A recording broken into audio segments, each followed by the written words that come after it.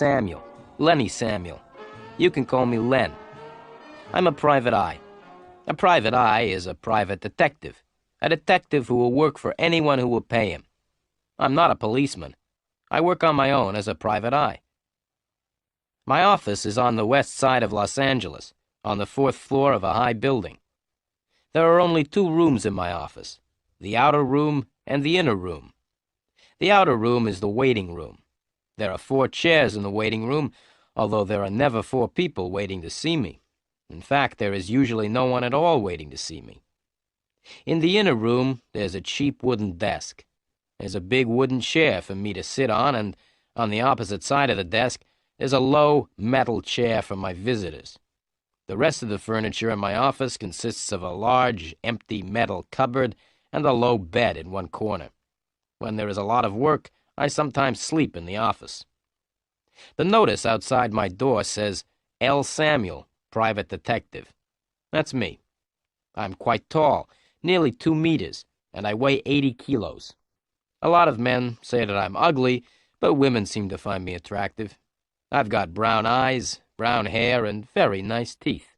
I had a good nose, too, until someone broke it in a fight last year. Recently, I haven't been very busy. In fact, I've had very little to do. However, I did have some work last month. It all started late one afternoon when I was sitting in my office. I had just finished cutting my nails and I was about to clean them. Suddenly, I heard someone walk into the outer room. I always leave the door of the outer room open in case anyone wants to come in and see me. When I heard the footsteps in the outer room, I wasn't very surprised. I thought that someone had made a mistake and come into the wrong office. It was probably someone looking for the doctor next door. But a moment later, there was a very quiet knock on the door of the inner room. "Come in," I shouted, and put away the scissors I had been cutting my nails with. The door opened, and in walked one of the most beautiful women I had ever seen. She was about 18 years old, with blue eyes and long blonde hair. She was wearing a smart green coat and had a big brown handbag over her shoulder. "Excuse me," said the girl. "I'm looking for Mr. Samuel." "I'm Samuel," I said with a quick smile. "Come in and sit down." The girl didn't smile back at me. "No, I won't sit down," she said. "Well, if you won't sit down, at least come in and close the door," I replied. The girl came in, walked over, and put her handbag on my desk. "Now," I said, "what can I do for you?" "I need help," said the girl slowly, "but I don't know if you will be able to help me. Are you a real private detective?" "Of course I am," I replied angrily. "Didn't you see the notice on the office door? It says L. Samuel, Private Detective. I'm Samuel. I'm a private eye." "All right, Mr. Samuel," the girl said coldly. "There's no need to get angry. I have a little job for you." "Right," I said quickly. "What do you want me to do?" "It's very simple, really," the girl replied. "I want you to find my sister. She has disappeared." "I see," I said. "Your sister has disappeared. Have you reported her disappearance to the police?" The blonde girl shook her head. She looked very nervous and was starting to cry. "No, I haven't told the police," she said. "I don't want any trouble with the police. I just want you to help find my sister." She took a small pink handkerchief out of her handbag and dried her eyes. "All right," I said. "Tell me all about your sister." "Her name is Elaine Garfield," said the girl. "And what's your name?" I interrupted. Helen Garfield," she replied. "My sister disappeared a week ago. We had arranged to have dinner together last Monday night, but she didn't come." "Perhaps your sister didn't come because she doesn't like the food you cook," I suggested. "Don't try to be funny. I flew all the way from New York to see her last Monday," she said angrily. "Oh, so you don't live in Los Angeles, then?" I said. "No," she replied quickly. "I live in New York. I flew right across America to see my sister, but when I got here, I discovered that she had disappeared." "How do you know she has disappeared?" I asked. "Perhaps your sister just forgot about the dinner." The blonde girl took a deep breath. "Look," she said, "let me finish my story. If you don't stop asking questions, I'll find myself another detective." "Right," I said. "I'm listening." I waited for my sister last Monday evening in my hotel, said the girl. but she didn't come. I telephoned her, but there was no answer, so the next morning I went to the office where she worked. At her office, they said that she had been to work the day before, on the Monday. They also told me that she'd left suddenly, in the middle of the afternoon, without telling anyone. After that, I went round to her flat, but there was no one there. The girl stopped for a minute, and then continued. Mr. Samuel, she said, I'm very worried about my sister. It's not usual for her to disappear suddenly like this. I'm sure that she's in danger, and I want you to find her. All right, I said. It may be easy or it may be difficult, but I'll find her. But first, tell me why you've waited 3 days before coming to me. That's none of your business, the girl said. Okay, I replied. Your sister's name is Elaine Garfield. What does she look like? Oh, that's easy, Helen Garfield replied. She looks like me. We're twins. Now, Mr. Samuel, how much money do you charge? $50 a day, I said. Very well, Mr. Samuel, said the girl, but $50 a day is a lot of money. I hope that you will work hard for it. Oh, yes, I replied with a smile. I'll work very hard. Now give me the address of your sister's flat and the name of the office where she works. I'll start work at once. The blonde girl wrote the addresses on a piece of paper and gave me the paper. One more thing, I said. Can you give me your address, too? That won't be necessary, she replied as she picked up her handbag. I'll come and see you again tomorrow afternoon at 5 o'clock. Goodbye, Mr. Samuel. Without waiting for an answer, the girl turned around and walked out of the office. As I watched her walk out of my office, I smiled to myself. This is better than cleaning my nails, I thought. Then I began my work. After the blonde girl had left my office, I looked at the 2 addresses which she had written on the piece of paper. The first was Elaine Garfield, apartment 716, Manson Building, Sunset Place. The second address was Meyer and Meyer, attorneys, Title Insurance Building. Putting the paper in my pocket, I got up and walked towards the door. Then I stopped and went back to my desk. I opened the top left-hand drawer and took out my gun, a .38 Smith & Wesson. Then I put the gun back in the drawer. I decided that it was safer to leave it behind. It's easy to get shot if you're carrying a gun. I ran down the stairs, all 4 floors, and out into the street. My old gray Chrysler was outside, so I jumped in and drove off fast, towards Sunset Place. The Manson Building was a tall, ugly block of apartments. I parked the Chrysler outside and walked towards the big glass front doors. "Hey, mister," a voice said. I continued walking. "Hey, mister," said the voice again. "You can't leave your car there." I stopped and turned around. A man in a gray uniform was standing by the Chrysler. "Hey, mister," the man repeated. "You can't park your car here." "Why not?" I asked. "Because only people who live in the Manson Building can park here," he replied. "So," I said, "how do you know that I don't live in the Manson Building?" "Because I'm the porter," the man replied. "I work in the entrance of the building and let people in and out of the door. I know everybody here."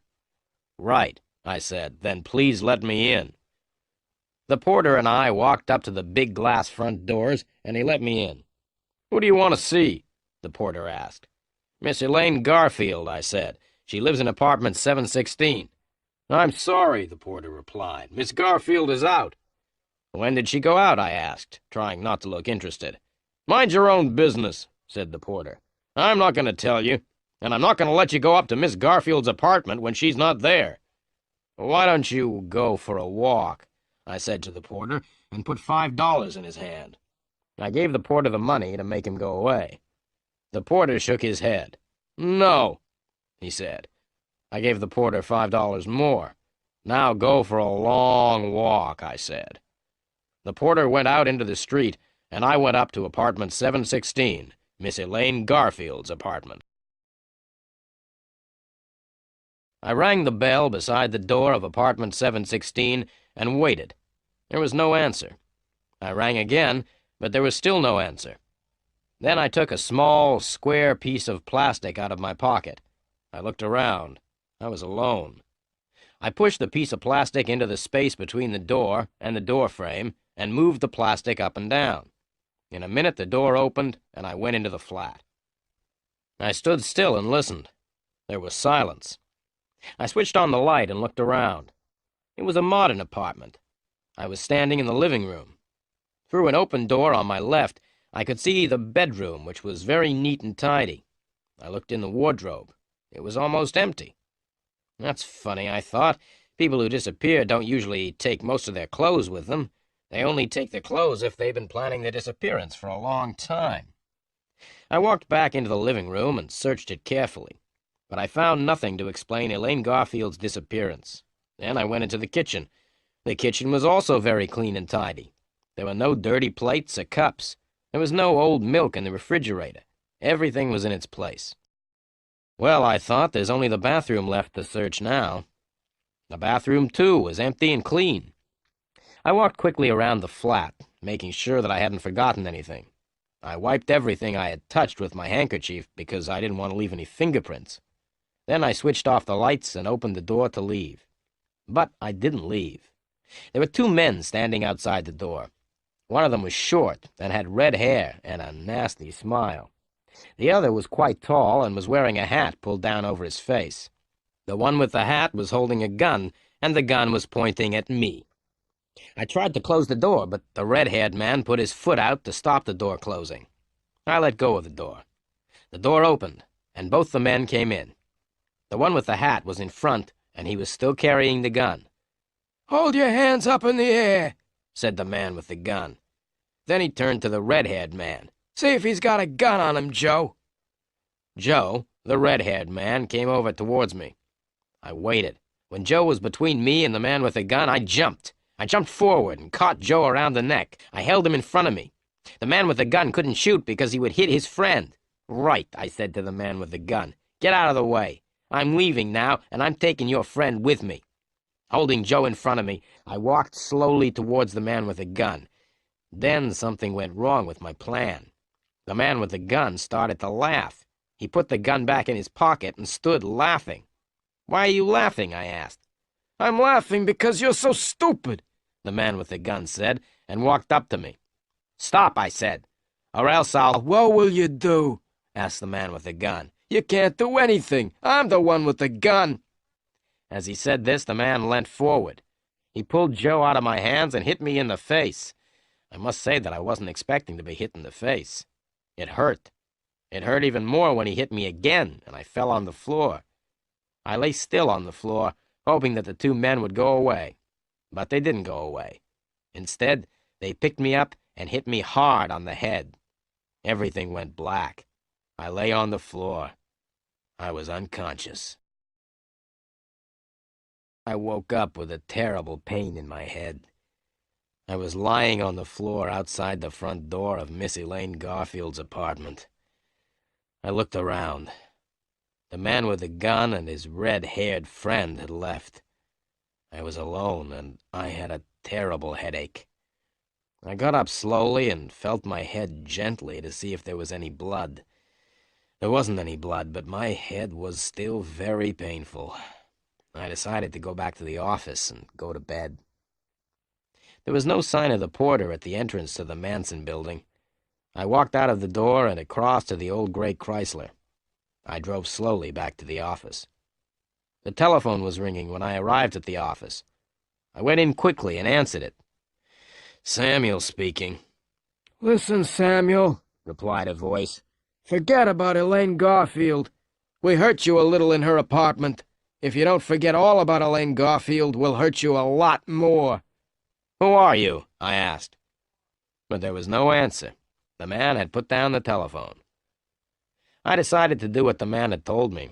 I would forget all about Elaine Garfield for 10 hours. After a good night's sleep, I would look for Elaine Garfield. I would also try to find the man with the gun and his friend Joe.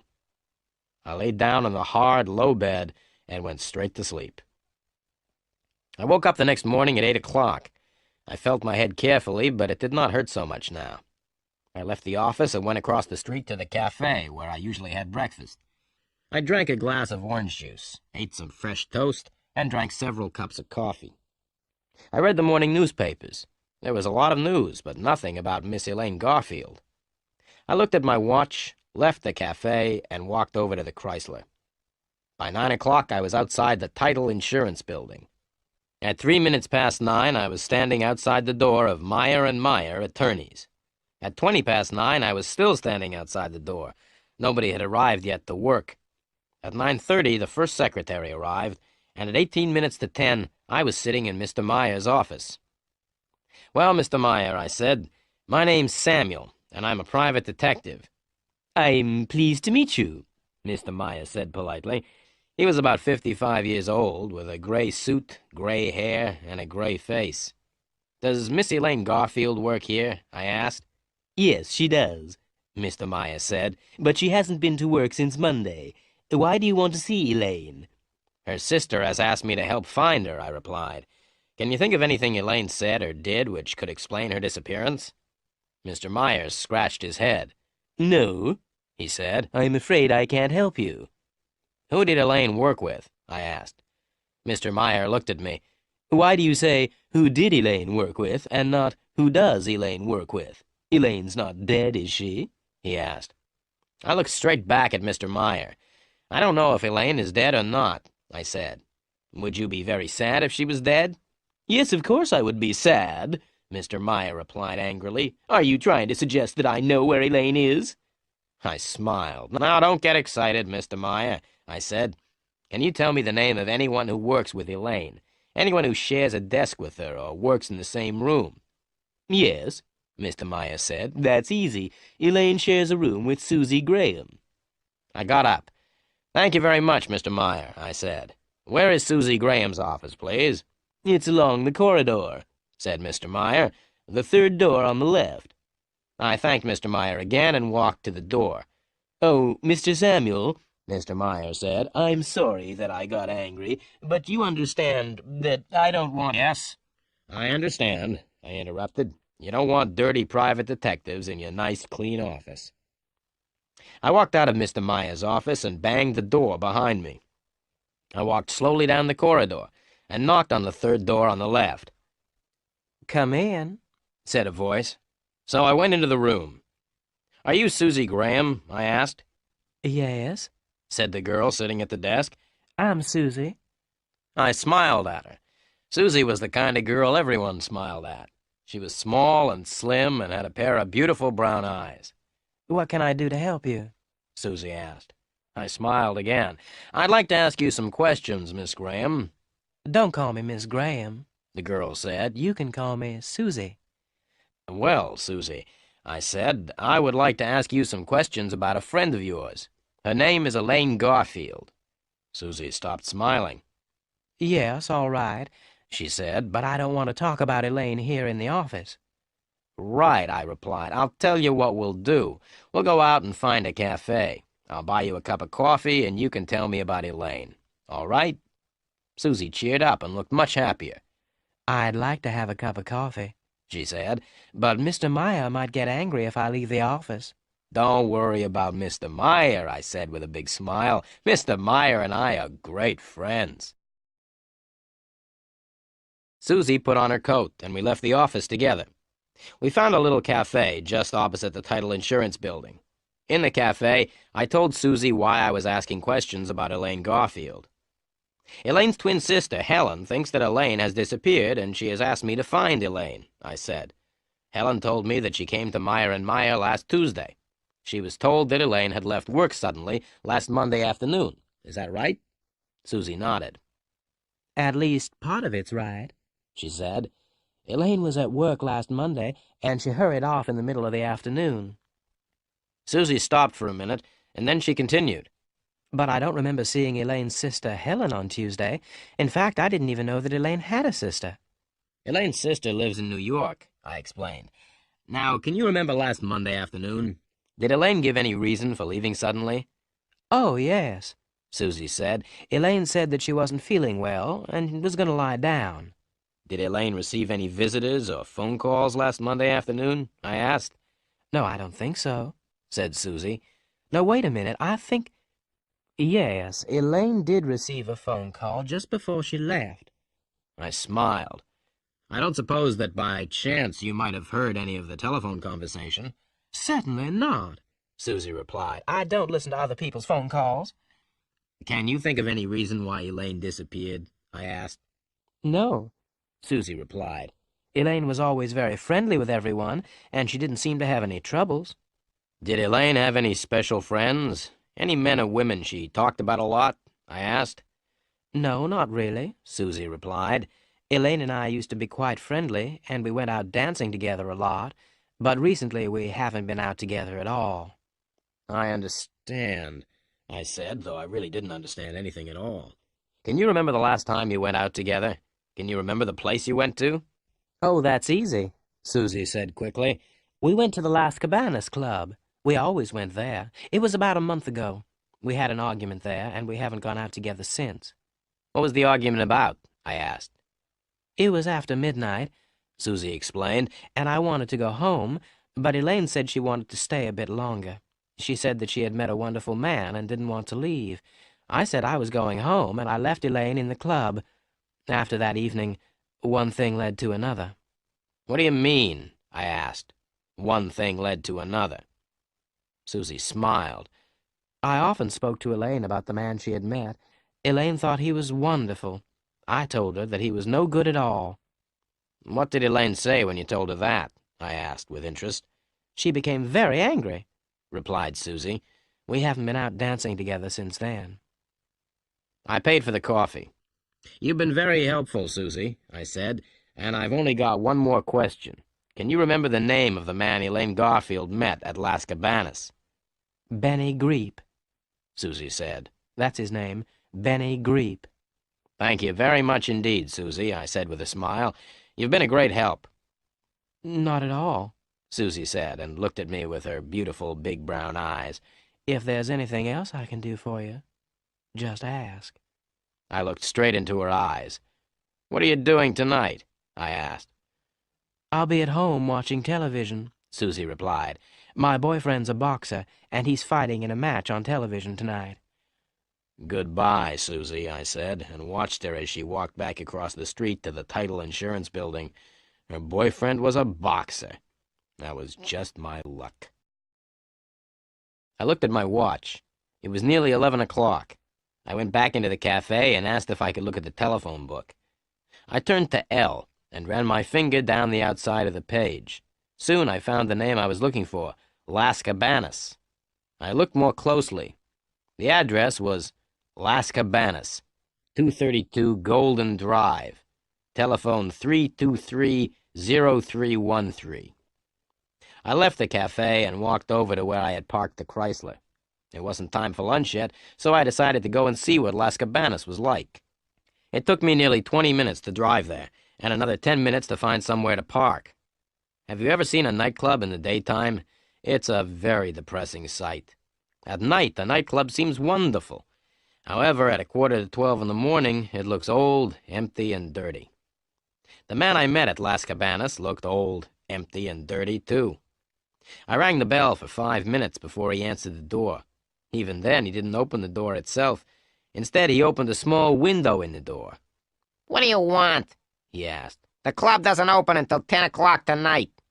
I'm looking for someone, I said. Someone called Benny Greep. "I don't know anyone called Benny Greep," the man replied, and started to shut the window. Wait a minute, I said, and pushed $5 through the window. "That's better," the man said, and he opened the door and let me in. I followed him across the dance floor. The man was a cleaner. He picked up a brush and began to clean the floor. "You know where I can find Benny Greep?" I asked the man again. "If you come back tonight at 10 o'clock, you'll find Benny Greep here," the man said. "Benny plays the drums in the band." I gave the man another $5. Where can I find Benny now? I asked. The man picked up a piece of paper from the floor and wrote an address on it. I took the paper and left immediately. As I drove the gray Chrysler away from Las Cabanas, I looked at the address the cleaner had written. 5314 Arvita Street, West Los Angeles. 5314 Arvita Street was an old block of apartments. I gave the porter a couple of dollars, and he told me which was Benny Greep's apartment. I walked up the narrow, dark stairs until I came to the 5th floor. I was looking for apartment 507. I knocked on the door of apartment 507 and waited. There was no answer, so I rang the bell. No answer. I knocked again, hard. There was still no answer. I pushed against the door, and it opened easily. I waited. There was no sound from the apartment, so I went in. The light was on and the curtains were drawn. The apartment was very small. There was one main room, which was used as the living room, dining room, and bedroom. The room had 2 doors. One of the doors led into the kitchen, and the other into the bathroom. The main room was very untidy. The table was covered with dirty plates and glasses, and there was a full ashtray lying on the floor. There was a strange smell in the room. I looked into the kitchen. The kitchen was also dirty and untidy. I walked across to the bathroom and opened the door. Benny Greep was in the bath. His left hand was hanging over the side of the bath. The hand had neatly cut nails, and there was a gold ring on one finger. The wrist was covered by a shirt sleeve, which was rather dirty. I couldn't see the rest of the arm because it was under the water. Benny Greep's head was just out of the water. He had a handsome face and quite long black hair.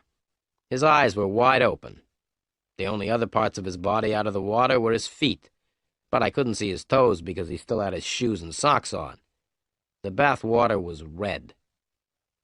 I pulled out the plug in the bath to let the water out. When the bath was empty, I looked at the dead man more closely. He had been dead for several hours. He had been shot in the chest and then pushed into the bath. I looked on the floor by the bath. There was blood there, too, and I was standing in it. I moved back and cleaned the blood off my shoes with some water. Then I quickly looked round the main room again. The dead man's coat was lying on a chair, and I felt in the pockets. I found a few dollars and a driving license.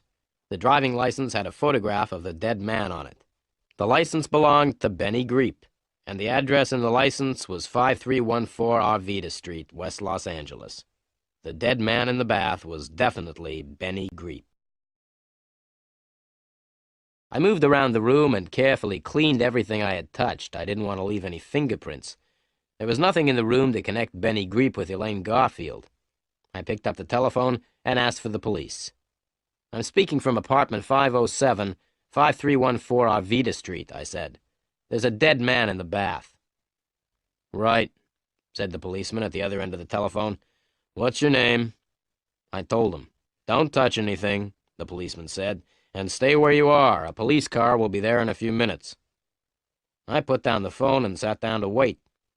3 minutes later, I heard the police car coming.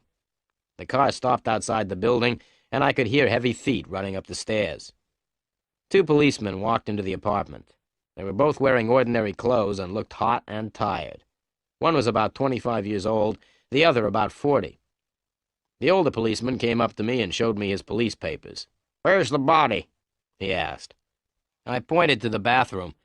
Both policemen went into the bathroom to have a look. The younger one came back first, shaking his head. All right, said the younger policeman. "Why did you do it?" "Do what?" I asked in surprise. "Why did you kill your friend in the bath?" said the young policeman. "He wasn't my friend," I replied. "I don't care if he was your friend or not," said the policeman. "Tell me why you killed him."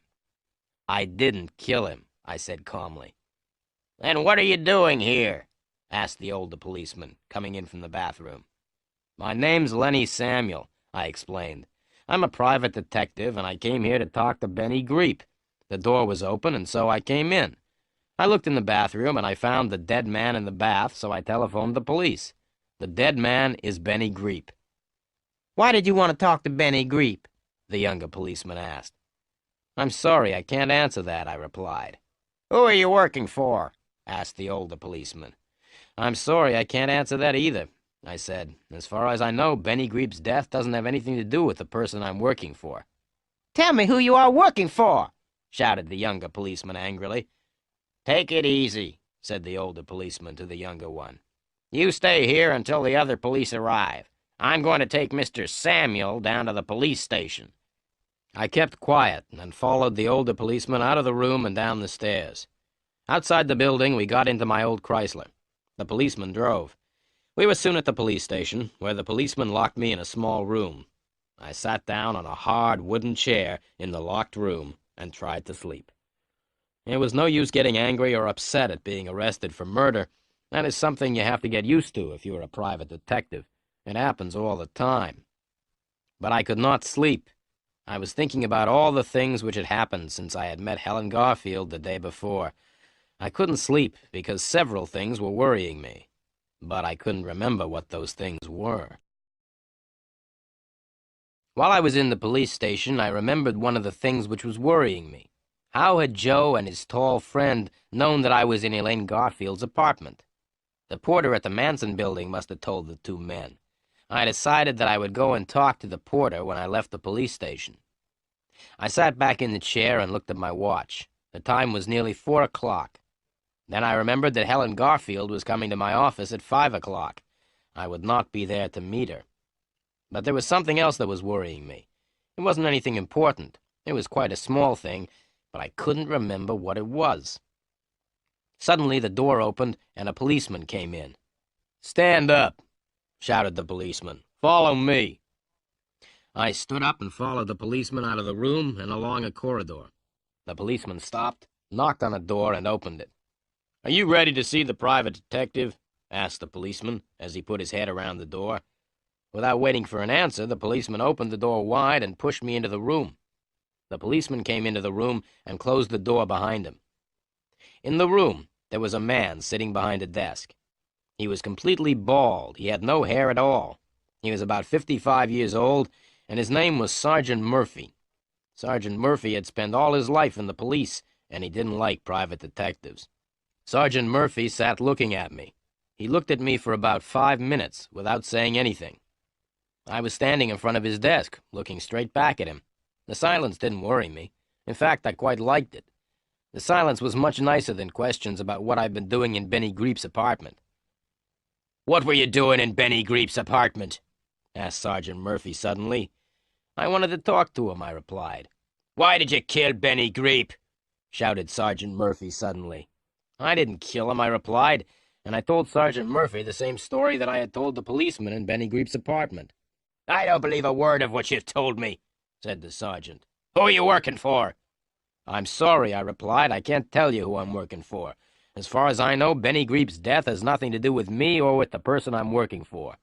I stopped and looked at the sergeant. I knew that what I had just said wasn't true. In fact, I thought Benny Greep's death was connected with Elaine Garfield's disappearance, but I couldn't tell the police. Helen Garfield had said that she didn't want the police to know about her sister's disappearance. Sergeant Murphy looked me straight in the eyes. "I hate all private detectives," he said slowly. "And you are the private detective that I hate the most. I don't think you're telling me the truth. I think you're hiding things from me. I think you know more about Benny Greep's death than you say you do. And you are going to tell me all you know. Now!" "I've already told you all I know," I replied quietly. Sergeant Murphy's face went red. The red color went up until it covered all of his bald head. "Don't try to play games with me!" he shouted. "Now get out!" "Can I go home now?" I asked. "No," said Sergeant Murphy. The sergeant told the policeman at the door to take me back to the small room and lock me up again. I went with the policeman and didn't argue. I don't like arguing with policemen. When I was alone in the room again, I sat down. I tried to remember the other thing that had been worrying me earlier. Someone had said something important, but I could not remember what it was. I looked at my watch. It was 5:30. I was still at the police station. I'd seen Sergeant Murphy once more during the afternoon. It hadn't been a pleasant meeting. I hadn't told the sergeant who I was working for, and I hadn't told him why I'd wanted to talk to Benny Greep. 5:30. I wondered if Helen Garfield was waiting for me at my office. Suddenly, the door of the room opened, and Sergeant Murphy came in. "Get out," he said. "I've decided to let you go. Now go before I change my mind." I went before Sergeant Murphy changed his mind. As I got my car out of the police garage, I wondered why Sergeant Murphy had let me go. As I drove away from the police station, I noticed a small yellow car behind me. A minute later, I looked in the mirror again. The small yellow car was still behind me. I drove a little faster, and then suddenly turned right up a narrow street. At the end of the narrow street, I turned left, and then left again. Soon I was back on the main road. I looked in the mirror. The yellow car was still right behind me. So that was why Sergeant Murphy had let me go. The sergeant had ordered some policemen to follow me. They were going to watch what I did and who I met. I drove straight back to the office.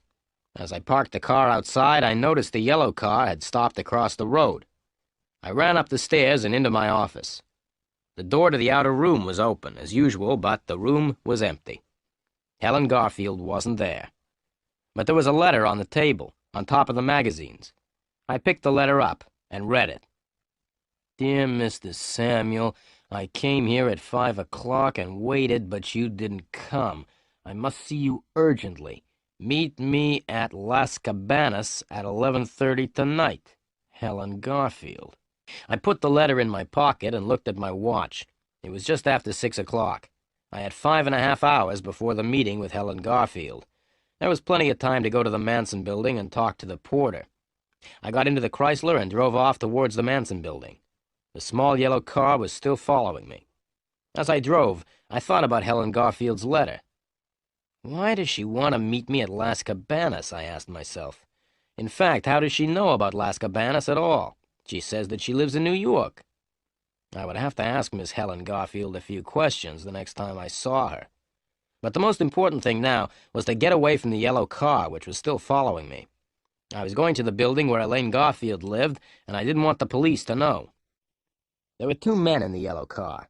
I turned right, and the yellow car followed. I stopped, and the yellow car stopped. I turned the Chrysler around, and the yellow car turned around. I tried to drive faster than the yellow car, but the Chrysler was too old and too slow. I slowed down and waited until I was near the next traffic lights. Then, just as the lights were changing from green to red, I drove across them. The yellow car was too late.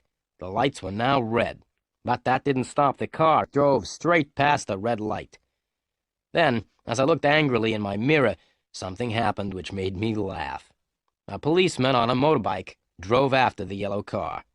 The policeman made the driver stop because he had driven past the red light. I drove away as fast as possible. In my mirror, I could see the driver inside the car arguing with the policeman on the motorbike. It was the funniest sight I had seen for a long time. I drove on towards the Manson building, happy to have escaped.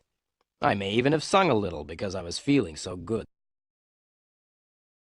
As I was driving happily towards the Manson building, I had a surprise. I looked in the mirror. The yellow car was coming up fast behind me. I drove as fast as I could, but the yellow car got closer and closer. Just then, a dog ran across the road in front of the Chrysler. I braked hard, and the tires screamed as the Chrysler stopped suddenly to avoid the dog. Then there was the scream of more tires as the driver of the yellow car tried to stop. There was a loud crash and a bang as the small yellow car ran right into the back of my big old gray Chrysler. The 2 men in the yellow car weren't hurt, but the car was badly damaged at the front. Oil and water were running out onto the road. The old Chrysler was not damaged at all. I got out and walked back to the yellow car. You ought to be more careful, I said to the driver. You were driving very dangerously. It's lucky for you that my car isn't badly damaged. But, the driver began to say, but I did not wait to listen. I ran back to the Chrysler, jumped in, and drove on. The last I saw of the yellow car was the 2 men pushing it to the side of the road.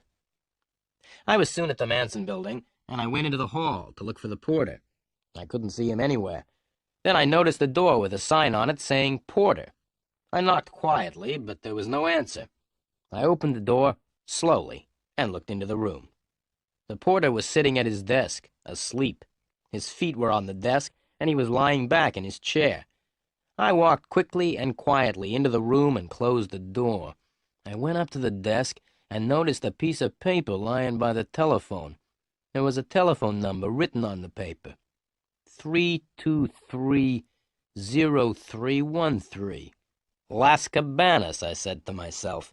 That's the telephone number of the nightclub. Without waking the porter, I left the room. I had found out what I wanted to know. The 2 men who had hit me on the head had probably come from Las Cabanas. The porter must have telephoned them when I went up to Elaine Garfield's flat. I was now very interested in Las Cabanas. Elaine Garfield used to go dancing there with Susie. Benny Greep worked there before he was killed. Helen Garfield wanted to meet me there at 11:30, and now the porter and the two men who had hit me on the head were connected with Las Cabanas. I went home, washed, changed, and had a meal. At 11 o'clock, I went out again. I was going to Las Cabanas. There were lots of cars parked outside, and I had to leave the Chrysler quite a long way away from the nightclub. As I walked up to the entrance of Las Cabanas, it started to rain heavily. I knocked on the door, and the little window in the door opened. A face looked at me for a minute. Then the door opened, and I went in. The club no longer looked empty and dirty. Soft lights and sweet music had changed the appearance of the club completely. I stood and looked around. There was a small dance floor on which a few people were dancing. The band was small and not very good. There was a new drummer instead of Benny Greep. Around the dance floor, several groups of people were sitting round low tables. To the right of the dance floor, there were more tables where people were eating. There were two doors behind the tables, which led into the kitchen. I sat down at a table by the dance floor, in the darkest part of the room, and waited.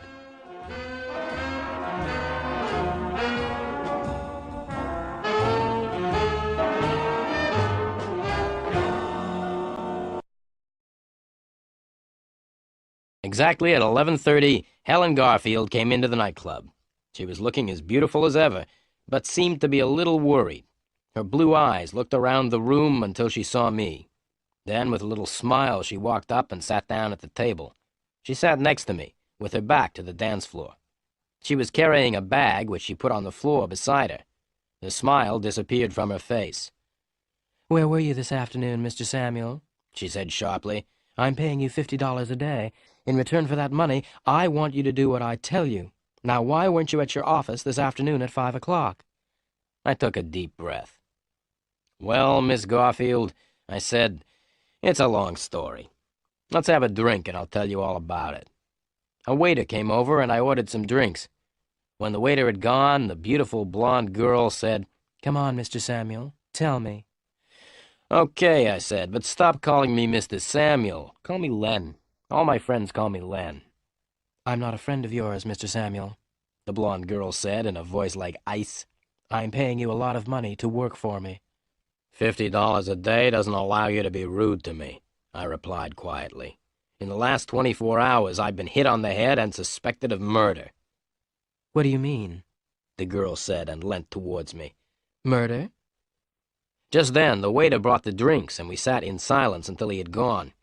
Then I told Helen Garfield about my visit to her sister's apartment in the Manson building. I told her about the two men who had caught me there. Helen Garfield listened in silence. "You like the band, Miss Garfield?" I asked. "I didn't come here to talk about the band," the blonde girl said angrily. "The band has got a new drummer tonight," I said, "because I found the old drummer dead in his bath this morning." The blonde girl turned around quickly to look at the band. She said something to herself, which I didn't hear. She lifted her right hand and started stroking her hair. She looked sad and very worried. What was the dead man's name?" Helen Garfield asked. "Greep," I said. "Benny Greep. I don't suppose that you know Benny Greep, do you?" Helen Garfield shook her head. "No," she said. I told her what had happened at the police station. Then I told her about the policeman who had followed me in a yellow car. "Do you think they're still following you?" the blonde girl asked quickly and looked around the club. I told her how I had got away from the yellow car. "Now, Miss Garfield," I continued, "it's time for me to ask you a few questions. There are some things about your sister's disappearance which worry me. I want to ask you about them." "All right," she said, "but I don't think I can help you. I don't know much about Elaine's life here. I don't know very much about Los Angeles, either." I sat back in my chair and looked at her. This beautiful blonde girl was paying me $50 a day to find her sister. I liked what I saw.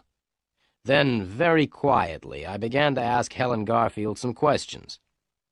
"You don't know Los Angeles very well," I began. "That's right," the girl replied.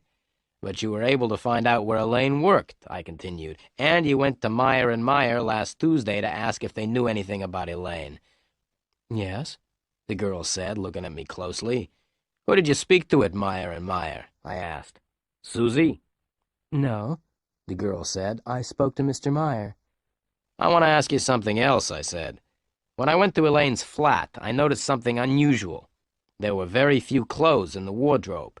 It seems your sister planned her disappearance quite carefully. She had taken her clothes with her. I see, the girl said, and looked around the nightclub. I waited until she looked back at me. Do you like it here? I asked. Yes, she said. I like it too, I said, but there's something else which is worrying me. Do you mind if I ask you one more question? Not at all, the girl said. Well, I began, I've been wondering why you asked me to meet you here, at Las Cabanas. Helen Garfield pushed back her chair and stood up. Would you please excuse me for a minute? She said. She picked her bag up from the floor and walked over towards the ladies' toilet, which was near the entrance. Would you like another drink? I shouted after her. Yes, please, she shouted back over her shoulder. I ordered 2 more drinks and sat back in my chair. I looked around the nightclub. It was almost midnight. I sat by the dance floor in Las Cabanas waiting for Helen Garfield to come back from the toilet. I was waiting for her to answer my question. I wanted to know why she had asked me to meet her here. I looked around at the people who were dancing. On the other side of the dance floor, I could see people sitting, eating at the tables. Waiters were carrying food in and out of the 2 doors leading to the kitchen. I looked at my watch again. It was 12:05. Helen Garfield was taking a long time. I finished my drink and ordered another one. At 12:10, I got up and walked over towards the entrance. There was a man standing by the front door of the nightclub. I asked him if he had seen Helen. The beautiful blonde with blue eyes? The man asked. Yes, I said. She left nearly a quarter of an hour ago, said the man. Are you sure? I asked.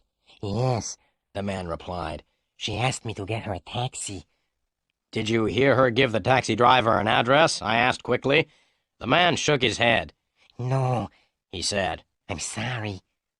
I thanked the man and walked back to my seat. Why did Helen Garfield leave without telling me, I asked myself. Perhaps some of the questions that I asked made her angry. Just then I looked up and saw a man walking across the dance floor towards me. I recognized the man. He was short, with red hair.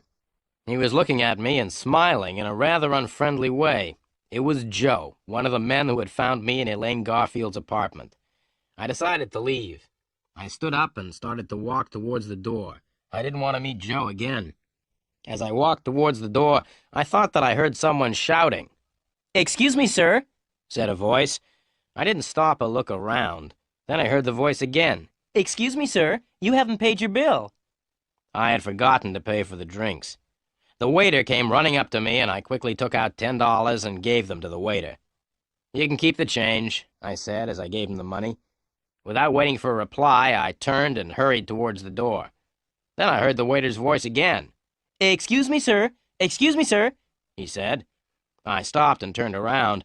The waiter came up to me. Excuse me, sir, $10 is not enough, he said. The price of your drinks is $12.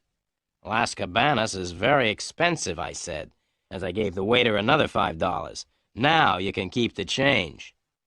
Then I stopped thinking about money. Joe was walking quickly towards me. I turned around and ran towards the door as fast as I could. I got to the door and was just about to leave Las Cabanas. I was happy because I had escaped. Then I got a surprise. There, standing by the door of the nightclub, was Joe's tall friend. It was the same man who had hit me on the head in Miss Garfield's apartment. The tall man had seen me coming and had moved in front of the door. Now I couldn't get out. I stopped and looked behind me. Joe was closer now, and the smile on his face looked very unfriendly. I was caught. I could not go out of the door, and Joe was right behind me. I turned around quickly and ran towards Joe. Before he knew what I was doing, I put my arms around him and started dancing. He was very surprised and tried to pull away from me, but he couldn't fight properly. He was afraid that the other people would notice. I looked over my shoulder and saw the tall man standing helplessly on the side of the dance floor. I pushed Joe into the middle of the dance floor where there were lots of other people dancing. Then I felt something sharp touching my back. It was a knife. "Stop trying to be funny, Samuel," said Joe angrily. "Stop dancing and go over to the door, or else I'll push this knife into you." We were right in the middle of the dance floor, and a long way from the tall man. Joe was holding a knife against my back. Some of the other people around us had stopped dancing. They were staring in surprise at the sight of two men dancing together. I lifted my foot and kicked Joe's leg as hard as I could. He gave a cry of pain and fell to the floor. I looked around to see where I could run to. Joe's tall friend was coming through the dancers towards me. I turned around and ran off the dance floor. I looked back over my shoulder and saw that both Joe and his friend were following me. I ran between the tables, where people were eating. The floor was slippery, and I fell over. As I fell, I knocked over a table, and the plates of food and glasses fell on top of me. I got up quickly and ran out through one of the doors into the kitchen. Then I stopped and counted to 5. As Joe and his tall friend were coming towards the door, I pushed the door closed as hard as I could. There was a loud bang as the men ran into the door. I smiled and turned round, but I did not smile for very long. 3 cooks were coming towards me with big kitchen knives in their hands. I looked at the cooks and at the knives they were holding. I thought about running towards them and trying to fight them. I decided that it would be a stupid idea to try and fight 3 big men with knives. To my left, there was a very big saucepan full of boiling soup on the stove. I picked it up and threw it at the cooks. There were loud cries of pain as the hot soup hit the 3 men. Just then, the door opened behind me. Joe and his tall friend stood in the doorway, and the tall man was holding a gun.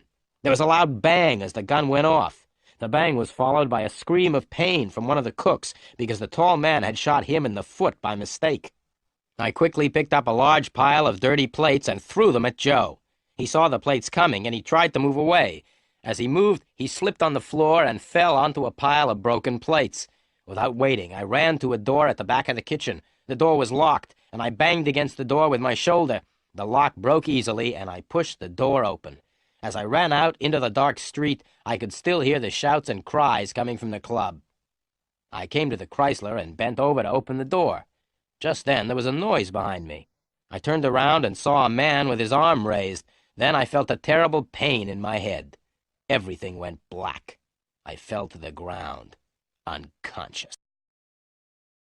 Feeling better now? Asked a voice. I opened my eyes and looked around me. I didn't know where I was. I was lying on something hard, and there was a bright light on my eyes. "Where am I?" I asked. Then I realized where I was. I recognized the gray walls, the hard furniture, and the bright electric lights. I was in the police station again. Feeling better now? The voice repeated. I looked at the policeman who was talking to me. "Yes," I said, very slowly, "but my head feels as if it is breaking in half." "You're lucky to be alive," said the policeman. "A police car found you lying in the middle of the road on Golden Drive. You would have been hit by passing cars and probably killed if the police car hadn't found you." I thought for a moment.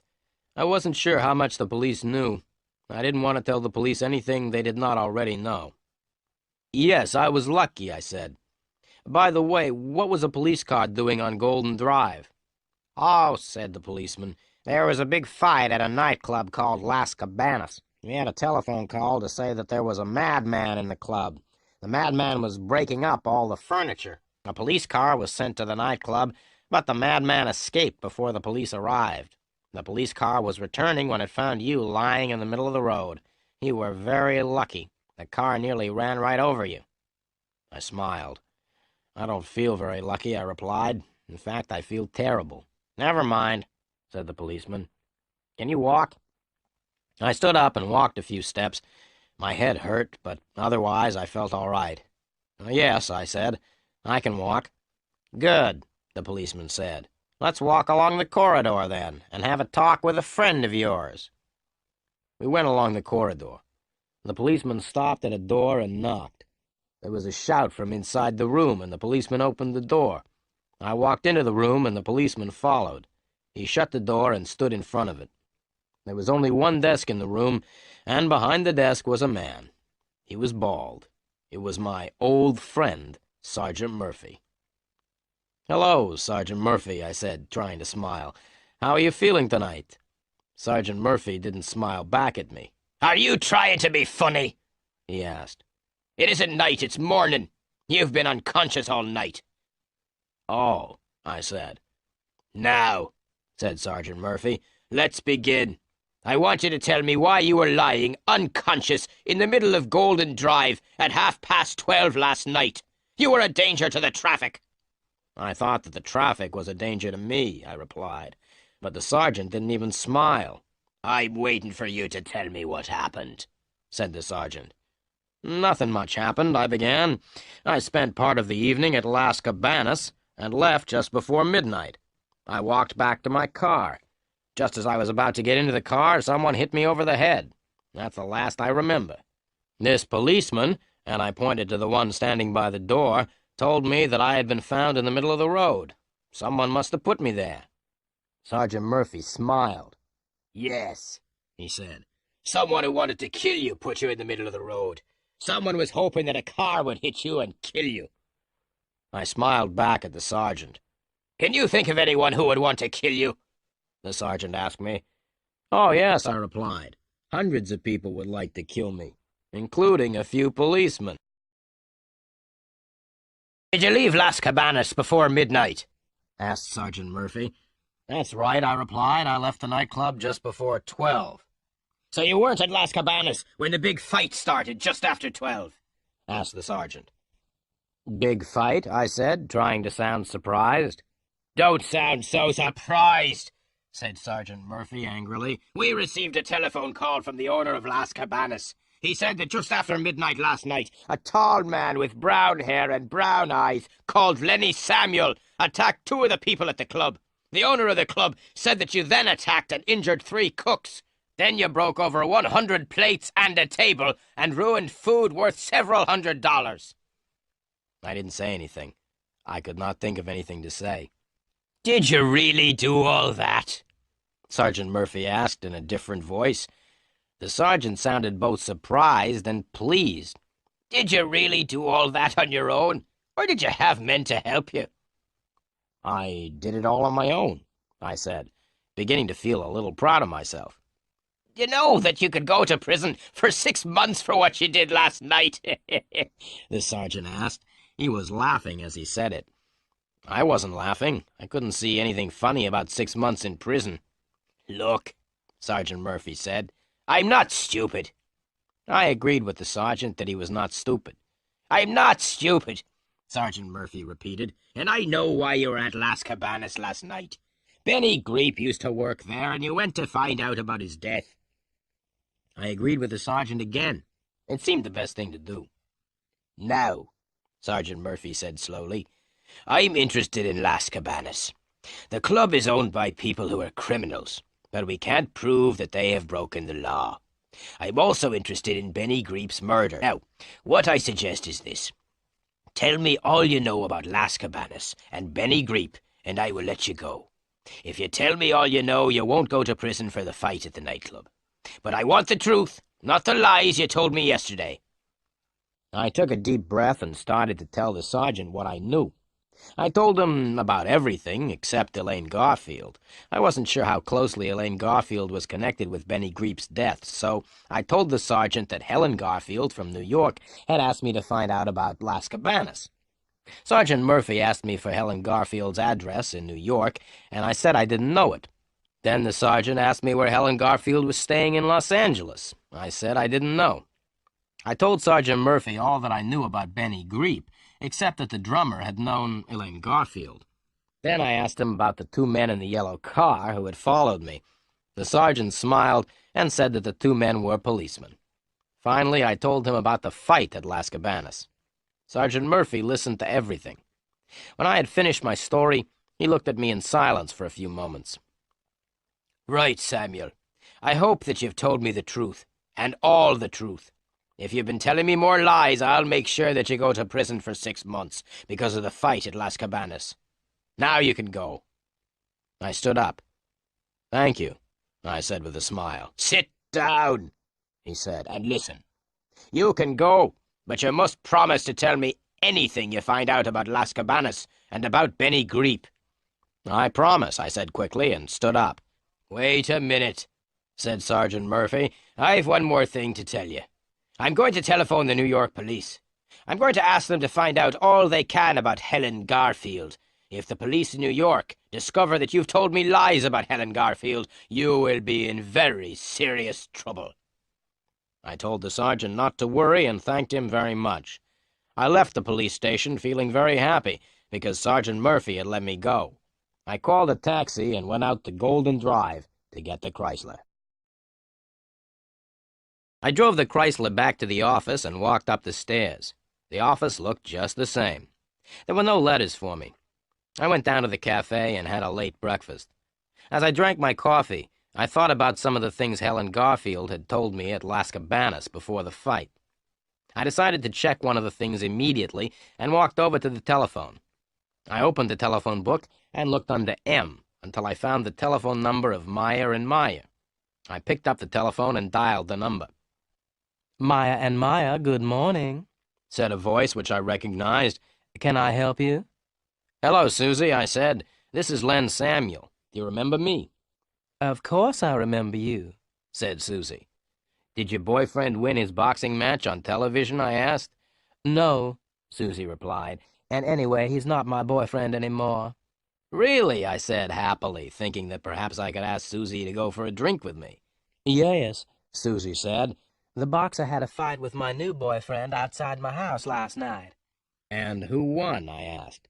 "My new boyfriend," replied Susie. "Oh," I said sadly, "and what does your new boyfriend do?" "My new boyfriend's a weightlifter. He lifts big weights in competitions." I was about to say goodbye.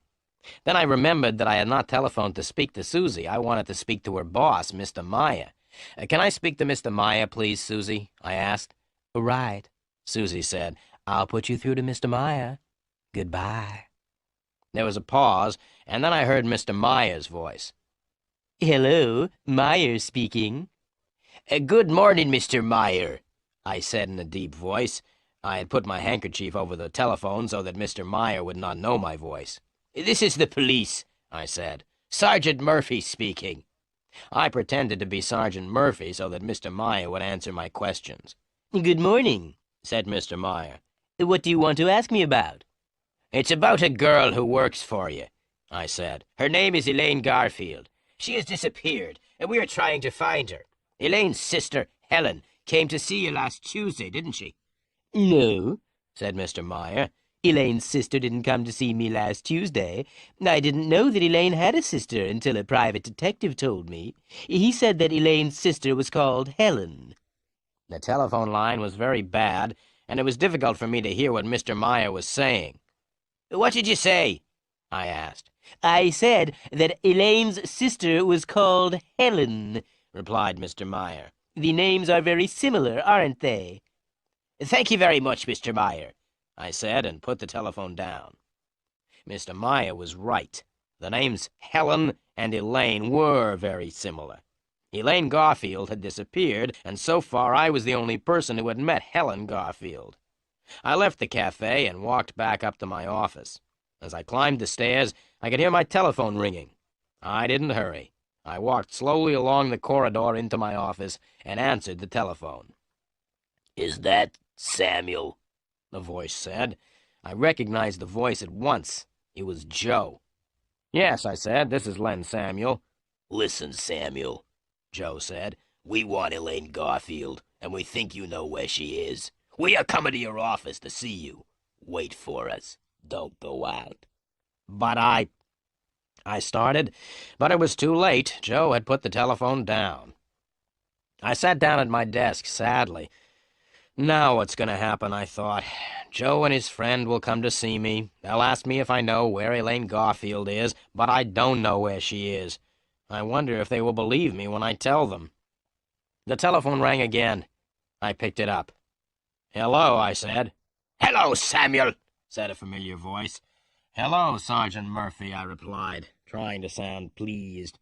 "We've just telephoned New York," the sergeant said angrily, "and the New York police were very helpful. The New York police told us that there is no such person as Helen Garfield. Helen Garfield does not exist. There is no one living in New York called Helen Garfield. You were lying when you told me that you were working for Helen Garfield."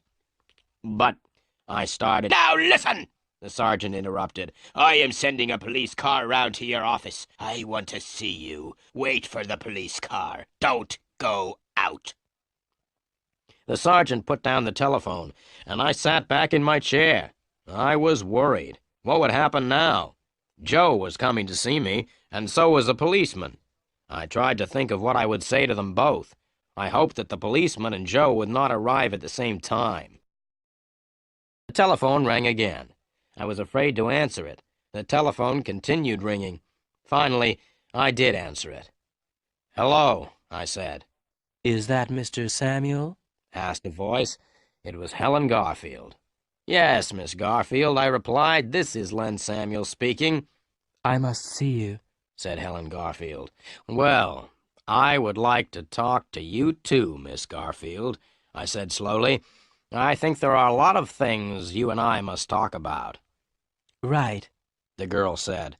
"Meet me at the Seventh Man Cafe in 5 minutes. Do you know where the cafe is? It's about half a mile from your office." "I know the Seventh Man," I replied, "but I can't meet you in 5 minutes because I'm expecting visitors." "You must come at once, Mr. Samuel," she said. "But," I began. It was too late. Helen Garfield had put her telephone down. I got up from the chair and walked to the door. I decided to go and meet Helen Garfield. Both Joe and Sergeant Murphy had told me not to go out, but I decided I would rather talk to Helen Garfield than to the policeman or to Joe. If Joe and the policeman came when I was out, they could talk to each other. I left the building and drove the Chrysler down the road. I was very lucky because I was able to park right outside the Seventh Man. I walked into the cafe.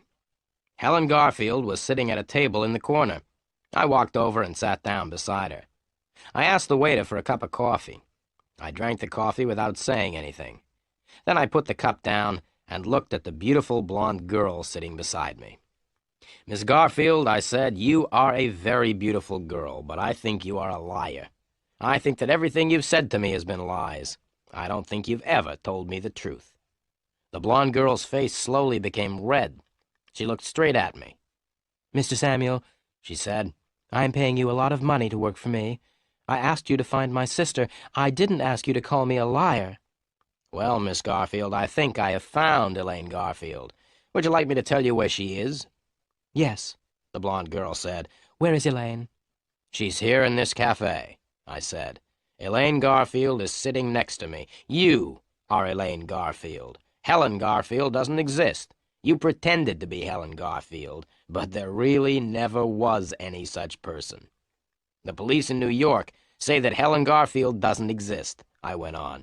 "Helen Garfield and Elaine Garfield are the same person. You are Elaine Garfield, and you pretended to be Helen."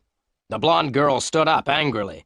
"How much money do you want, Mr. Samuel? You are no longer working for me," she shouted. "Sit down," I said quietly. The blonde girl did not sit down, so I pulled her down beside me. "Now listen, Miss Garfield," I said firmly. "You are going to tell me all about yourself and why you came to see me. I want to know all about Benny Greep and Las Cabanas. I want to know why you disappeared." "I won't tell you anything," she said. "Oh, yes, you will tell me everything," I replied. "You'll tell me everything, or else I'll take you straight to the police. You see, the police are looking for me at this moment.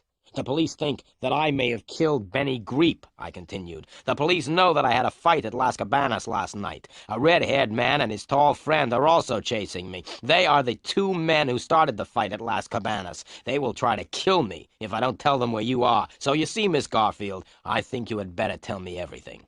I'm the only person who can help you." The blonde girl sat in silence for a minute. Then she began to cry. "All right," she said. "I'll tell you everything. I am Elaine Garfield." I looked at the blonde girl. "So you agree that you're really Elaine Garfield and not Helen," I said quietly. "Now tell me about Benny Greep." The girl took a deep breath. "Susie Graham and I used to go out dancing together a lot," said Elaine. "We often went to Las Cabanas. One night when we were there, I met a wonderful man called Benny. Benny was the drummer in the band. I liked him very much and went to the nightclub very often to see Benny. We became very good friends." The girl stopped again and took out her handkerchief. "Go on," I said quietly. I used to go to Las Cabanas to see Benny nearly every night, but it was difficult for us to talk to each other. The girl continued. "Why was it difficult for you and Benny to talk to each other?" I asked. Because Benny was the drummer in the band, of course, Elaine Garfield replied. We couldn't talk to each other very much, because he was playing with the band most of the evening. "I understand," I said, and ordered 2 more coffees. So I spent a lot of time in Las Cabanas watching Benny play the drums, The girl said. and I also watched everything else which happened in the nightclub. "What did you see?" I asked. I didn't notice anything unusual at first, The girl replied. but after a few nights, I noticed that the same people always came to the club at the same time. "Which people?" I asked. There was a red-haired man, a tall man who never took off his hat, and 1 or 2 others, said Elaine Garfield. "Yes," I said, "I think I have met 2 of them. They were the men who hit me on the head in the Manson building." Anyway, the girl continued, one night I asked Benny why these men came to the club every night. Benny told me not to ask questions, so I watched the men more carefully afterwards and noticed that they always arrived with bags. But when the men left, they weren't carrying bags. "What did you do then?" I asked. I asked Benny about the men again, she said. Benny said that there were a lot of strange things happening at Las Cabanas and that it was dangerous to ask questions. The waiter brought the coffees, and Elaine waited until he had gone. One night, she continued, one of the men was sitting at the table next to me. He was talking to some other men, and he opened the bag that he was carrying. I was sitting quite close, and I could see into the bag. The bag was full of diamonds and jewelry. "Really?" I said, and drank my coffee. I told Benny about the bag of jewelry later on in the evening, continued Elaine. Benny was very excited at the news. He told me that he had known for a long time that criminals used Las Cabanas. They used the club as a place to buy and sell stolen things. Benny and I talked all evening about the bag of jewelry. Benny said that the jewelry was stolen. The men who were selling it were criminals, and they had stolen the jewelry. Well, Elaine continued, Benny wanted to steal one of the bags. He said that the jewelry was stolen, so it didn't matter if we stole it from the criminals. I agreed to help him. We hoped to sell the bag and to use the money to go away together. "I see," I said. "And did you help Benny to steal the bag of jewelry?" Yes. We waited for nearly a week, Elaine replied. Then, last Sunday, I had a chance to steal the bag. It was at the end of the evening, and nearly everyone had left the club. I had found out where they hid the bag, and I was able to take it and give it to Benny. Benny had big bags in which he carried his drums. It was easy for him to hide the bag of jewelry in the drum bag. We left the club together, with the bag of jewelry. We decided to hide the jewelry in my apartment and then sell it later.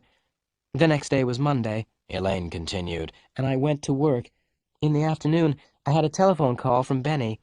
Benny said that the red-haired man knew that the bag of jewelry had been stolen. He was very angry. Benny told me to stop work and go home. He told me to stay at home, to make sure that no one came to take the jewels. Benny was going to continue working at Las Cabanas. Then no one would think that he had stolen the jewels. "And did you stay at home?" I asked. Yes, I stayed at home for 3 days, Elaine replied. But I was afraid that the red-haired man would find out where I was living. Then he would come to get the bag of jewelry. "So what did you do?" I asked. That was easy, she said with a smile. I moved into a hotel in the center of the town and then came to see you. "But why did you come to see me?" I asked. To make sure that I was safe, said Elaine. I pretended to be my sister and said that I had disappeared. I asked you to find me. Then I knew that I was safe. "Why?" I asked. Because you were looking for me, Elaine continued. If the men from Las Cabanas found me or took me away, you would find out and chase them. "Thank you very much for thinking that I am such a good detective," I said. "But why didn't you tell me the truth?" That's easy, said Elaine. I didn't want to tell you about the jewels. "Go on with your story," I said. The evening I came to see you at your office, said Elaine, I telephoned Benny at Las Cabanas. I told Benny what I had done. Benny told me that the red-haired man knew that we had stolen the jewelry. Benny told me that there would be no trouble if I brought the jewels back to Las Cabanas the next night. "You were stupid to trust the red-haired man," I said. I know, the girl said. I was afraid, So I asked you to meet me at Las Cabanas at midnight. So you didn't know that Benny was dead until I told you at Las Cabanas, I said. No, Elaine said. that is why I ran away before midnight. I decided not to give them the jewelry because they had killed Benny. You've still got the jewels, then? I asked in surprise. Where are they? Here, Elaine said, and pointed to a small bag under the table. I reached under the table, picked up the bag, and opened it. The bag was full of diamonds and jewelry. Just then I heard a voice, and at the same time, Elaine screamed. "Give it to me," said the voice. I looked up quickly and saw Joe standing beside me. His tall friend was right behind him. "Give me the bag," said Joe once again. "How did you know I was here?" I asked. "You parked your car right outside," said Joe with a laugh. "Now give me the bag." I passed him the bag.